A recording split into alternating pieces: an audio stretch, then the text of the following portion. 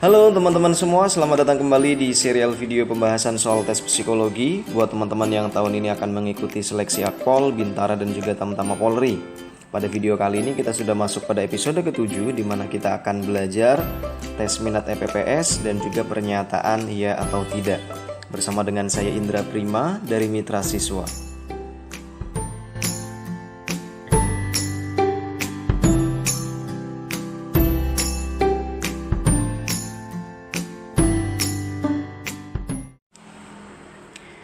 Info buat teman-teman semua yang belum sempat menonton video-video pada episode sebelumnya, saya sarankan untuk bisa menonton video sebelumnya karena pembahasan soal tes psikologi pada video kali ini akan membahas bagian tes kepribadian.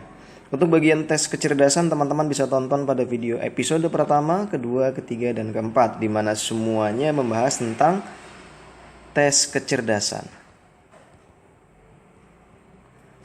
Sementara pada episode ke-5 dan ke-6 ini adalah tes tentang kecermatan.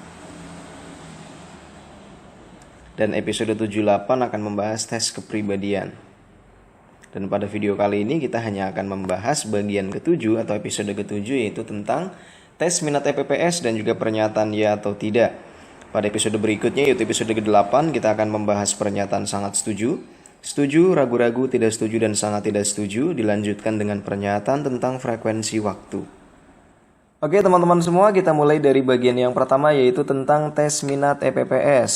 Saya yakin teman-teman ada sebagian yang pernah coba untuk mengerjakan soal tes EPPS ya, dimana singkatannya adalah Edward Personal Preference Schedule.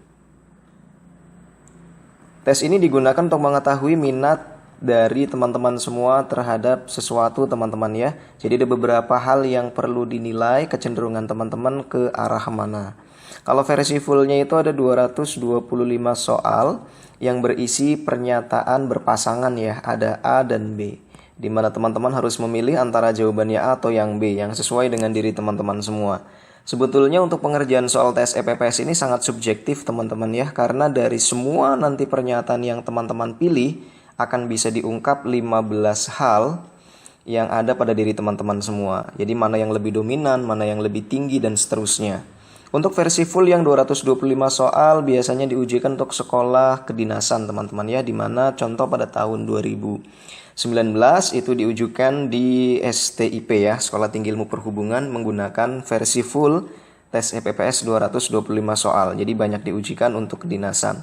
Selain tes kedinasan juga banyak diujikan untuk keperluan tes masuk kerja, tes kenaikan jabatan, dan lain-lain. Jadi sampai hari ini tes EPPS ini masih umum digunakan untuk berbagai keperluan tes yang berfungsi untuk menguji kepribadian seseorang.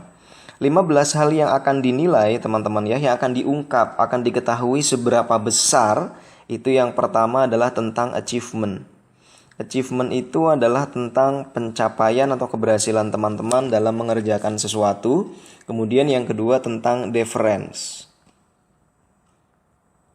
Nah, deference ini adalah tentang rasa hormat teman-teman ya. Oke, jadi ini tentang pencapaian atau kemampuan teman-teman dalam mengerjakan sesuatu. Kemudian yang akan diuji lagi, akan dilihat lagi adalah tentang rasa hormat. Jadi bagaimana teman-teman juga bisa mengerjakan sesuatu sesuai dengan apa yang diinginkan oleh orang lain karena teman-teman punya rasa hormat terhadap orang tersebut. Kemudian ada order. Order ini adalah tentang prosedural atau kemampuan teman-teman untuk bertindak secara teratur sesuai dengan rencana. Kemudian yang keempat tentang exhibition. Exhibition ini tentang bagaimana teman-teman ingin tampil atau ingin menjadi pusat perhatian. Kemudian yang kelima yang ingin dilihat lagi adalah tentang autonomi. Autonomi ini otonomi teman-teman ya. Jadi tentang kemandirian teman-teman. Misalnya tidak tergantung dengan orang lain dan sebagainya gitu ya. Yang keenam tentang affiliation. Affiliation berarti kan afiliasi ya. Berarti kemampuan teman-teman untuk bekerja sama dengan orang lain. Yang ketujuh adalah tentang interacception. Jadi tentang kepekaan teman-teman. Interacception. Tentang kepekaan teman-teman dalam memahami orang lain. Kemudian yang kedelapan yang akan diujikan juga adalah tentang sukorens. Sukorens ini adalah tentang menerima, kemampuan teman-teman melakukan penerimaan. Yang kedelapan yang diujikan adalah tentang dominance. 9 ya teman-teman ya. Nah, ini kemampuan teman-teman dalam mendominasi nih, dominance. Jadi mempengaruhi bisa ya, mempengaruhi orang lain, mempengaruhi kelompok begitu. 10 yang diujikan adalah tentang abasement. Abasement ini merupakan yang diuji adalah tentang apakah teman-teman mudah merasa takut, merasa rendah diri, atau merasa bersalah. Jadi merasa bersalah ya. Oke, kemudian 11 tentang nurturance. Nurturance ini adalah tentang bagaimana teman-teman punya sikap humanis ya, ikut merasakan apa yang orang lain rasakan dan tenggang rasa dan seterusnya gitu. Kemudian change ini adalah tentang bagaimana teman-teman punya hal-hal baru, punya inovasi baru, kreativitas, suka memulai hal baru dan seterusnya. Endurance ini tentang ketekunan atau daya tahan teman-teman ya. Jadi tentang ketekunan teman-teman, tekun dalam mengerjakan sesuatu. Kemudian yang ke-14 adalah heterosexuality. Nah, ini tentang kemampuan teman-teman dalam bergaul bersama dengan lawan jenis.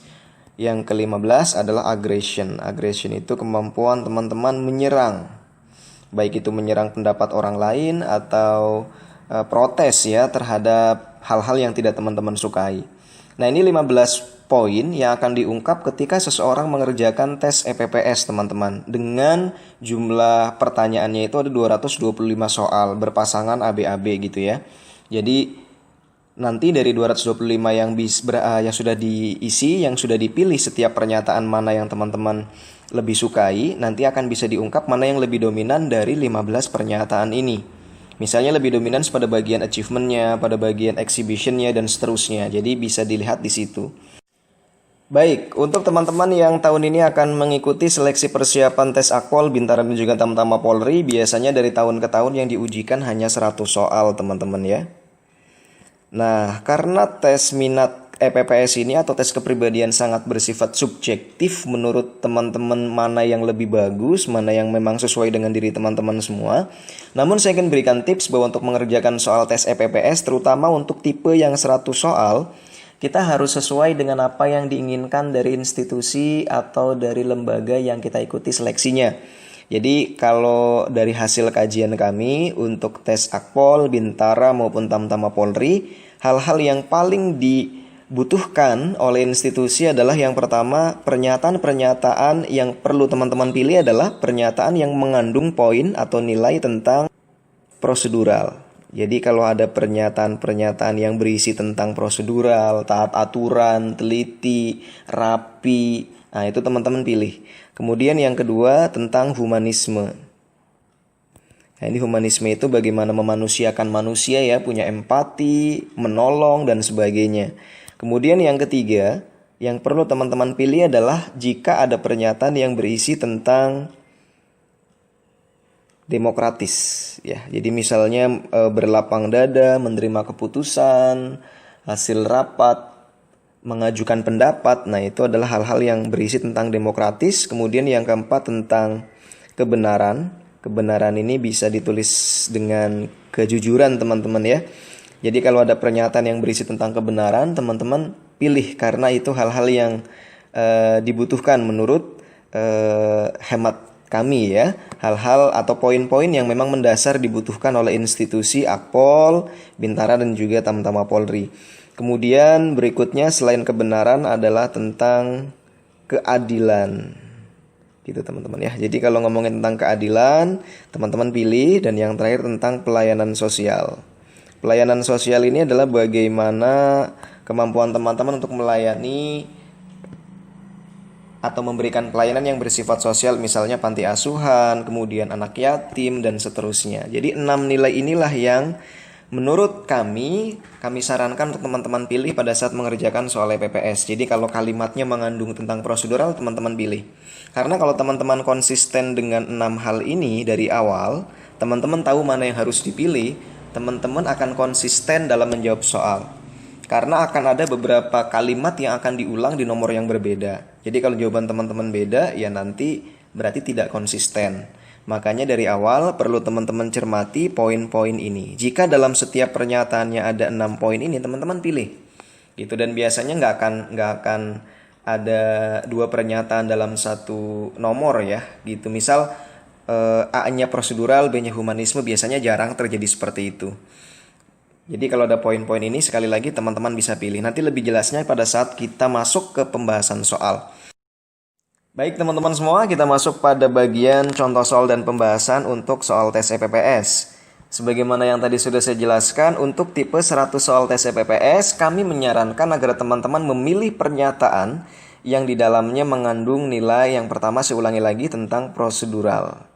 Atau kita singkat dengan P aja teman-teman ya. Kemudian yang kedua tentang humanisme. Humanisme ini adalah tentang tenggang rasa dan seterusnya teman-teman ya, menolong orang lain dan lain-lain. Ini kita singkat H. Kemudian yang ketiga tadi demokratis, kita bisa tulis D aja biar simple. 4 kebenaran. Ini kebenaran kita tulis dengan K. Kemudian keadilan atau adil saja biar hurufnya beda ya. Yang keenam adalah tentang pelayanan sosial. Baik, atau PS teman-teman ya singkatannya. Nah sekarang kita lihat contoh soal nomor 1. Saya suka bekerja tanpa tekanan dan deadline. Sepintas kalau kita lihat suka bekerja tanpa tekanan dan deadline, tidak ada 6 poin ini teman-teman ya. Tidak masuk ke prosedural, tidak masuk ke humanisme, demokratis, kebenaran, adil, dan pelayanan sosial. Tapi kalau kita lihat pernyataan yang B, saya ingin mengasuh anak yatim yang terlantar di jalan. Di dalamnya ada nilai tentang pelayanan sosial. Berarti otomatis yang perlu kita pilih, sebaiknya dipilih adalah yang B. Sekali lagi teman-teman ya, bukan berarti jawaban yang B adalah jawaban yang benar, karena kepribadian setiap orang bisa berbeda. Hanya saja kami menyarankan pilihlah poin-poin atau pilihlah hal-hal yang memang di dalamnya ada poin-poin yang dibutuhkan ini teman-teman. Agar jawaban teman-teman juga nanti konsisten sampai akhir soal. Kemudian soal nomor 2. Saya senang menjamu tamu yang datang ke rumah. Ini berarti kaitannya dengan memanusiakan orang lain, menghargai orang. Berarti ini humanisme. Sementara pernyataan yang kedua, saya berusaha mengerjakan tugas dengan semangat. Tidak ada 6 poin yang ada di sini tidak termasuk. Berarti ini yang kita pilih sebaiknya yang A. Kemudian 3. Saya suka tampil di depan panggung. Dari 6 poin pernyataan ini nggak ada teman-teman ya.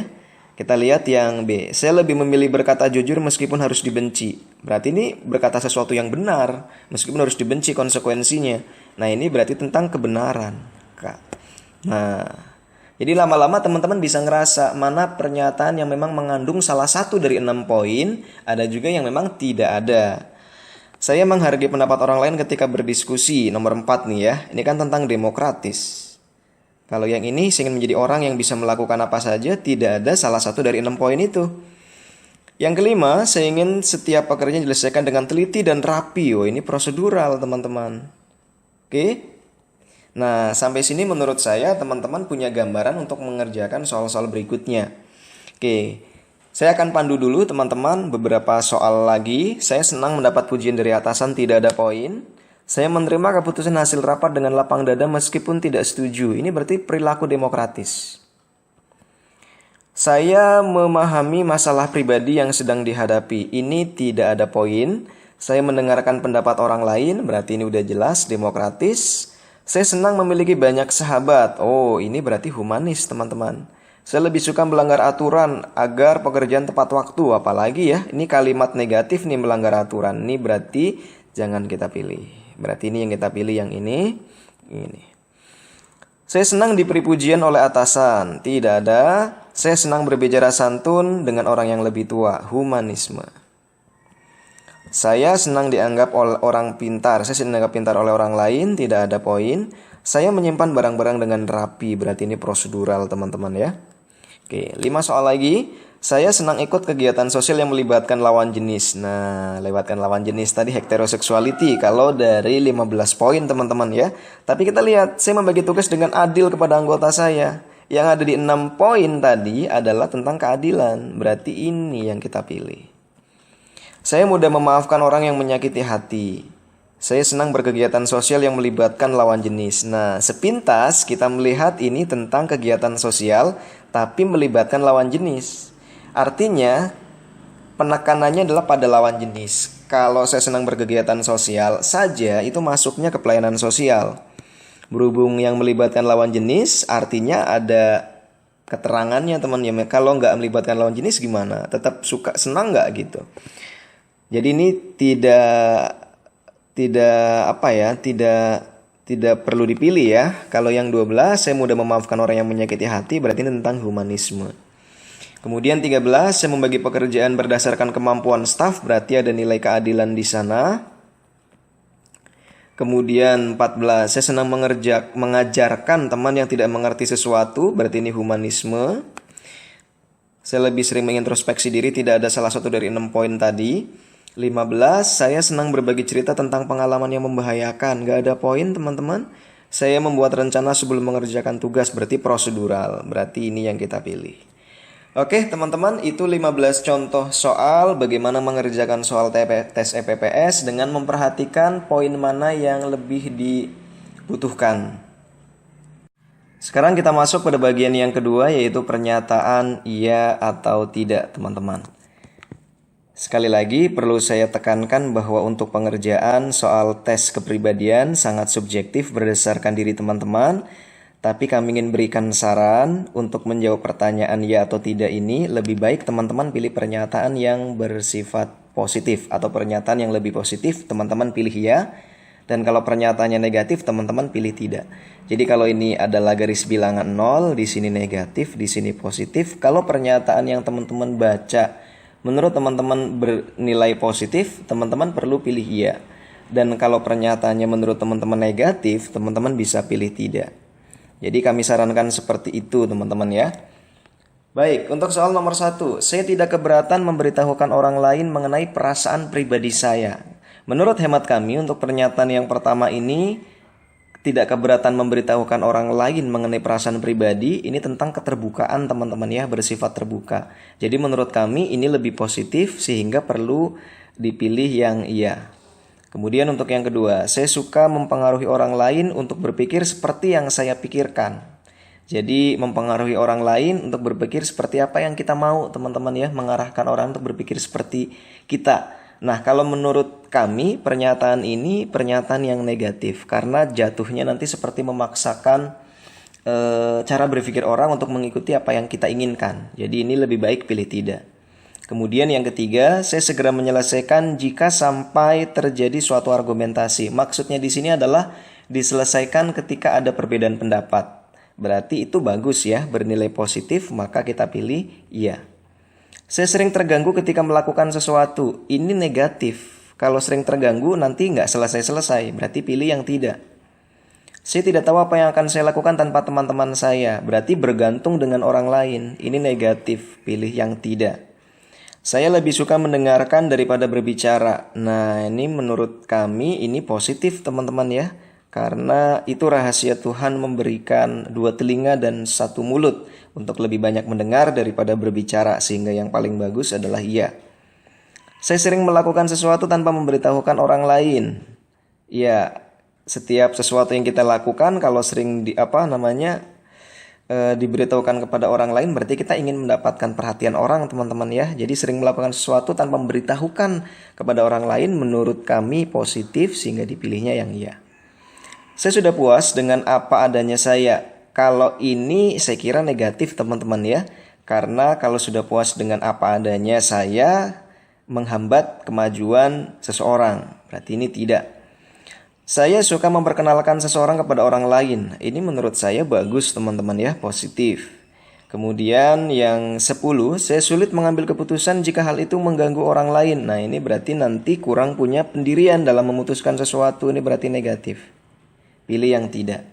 Jadi itu teman-teman ya, kalau pernyataannya menurut teman-teman dirasa lebih positif pilih ya, kalau dirasa negatif pilih tidak. Gitu. Berikutnya untuk nomor 11. Setelah mengambil keputusan, saya suka mengubah pikiran saya. Ini negatif teman-teman ya. Berubah pikiran berarti pilih yang tidak. Ini yang ya, ini yang tidak. Senangnya mempunyai rahasia adalah bahwa kita dapat meneruskannya kepada orang lain. Rahasia untuk disimpan teman-teman ya, bukan untuk diteruskan. Berarti ini negatif. Saya tidak keberatan mengerjakan perintah orang lain jika perintah itu sesuai dengan kebutuhan saya. Ini bagus, positif ya. Iya. Saya suka menceritakan masalah-masalah saya kepada teman-teman saya. Nah, ini menceritakan masalah teman-teman ya. Kalau keterbukaan seperti nomor 1 tadi kan sifatnya netral. Tapi kalau menceritakan masalah menurut kami negatif teman-teman ya. Gitu. Jadi ini tidak. Untuk maju, orang tua yang kaya dan berpengaruh merupakan hal yang paling dominan. Ini juga negatif teman-teman ya. Untuk maju tidak hanya butuh kaya dan berpengaruh teman-teman ya. Tapi sejauh mana kemampuan dari teman-teman ingin maju, kreatif, kemudian punya daya juang, punya mimpi, rajin dan seterusnya. Hal-hal positif yang lebih bersifat personal teman-teman ya. Bukan dari orang tua gitu. Jadi ini negatif. Kemudian makanan sederhana pun sangat menarik bagi saya untuk dimakan. Nah, ini positif ya. Berarti kita orang yang bersyukur dengan makanan sederhana ya. Ini positif. Saya mau orang lain meminta izin sebelum meminjam barang-barang saya. Ini bagus juga, positif ya. Agar orang itu minta izin kalau mau pinjam barang-barang kita ya. 18. Tidak memutuskan sesuatu adalah keputusan. Tidak memutuskan sesuatu berarti ya tidak ambil keputusan teman-teman ya. Keputusan tidak ambil sesuatu ini negatif teman-teman karena tidak ada yang dihasilkan ya. Oke. Kemudian 19. Saya yakin kehidupan yang tak terduga ini mungkin terjadi sesuatu yang membahagiakan dan menyenangkan. Ini artinya memandang segala sesuatu yang tidak terduga sebagai sesuatu yang membahagiakan dan menyenangkan. Berarti berpikir positif. Nah, ini ya, sebaiknya pilih ya. 20. Apabila saya bercerita, saya jarang merupakan hal yang mendetail dalam cerita itu. Bagus berarti teman-teman ya, detail berarti positif.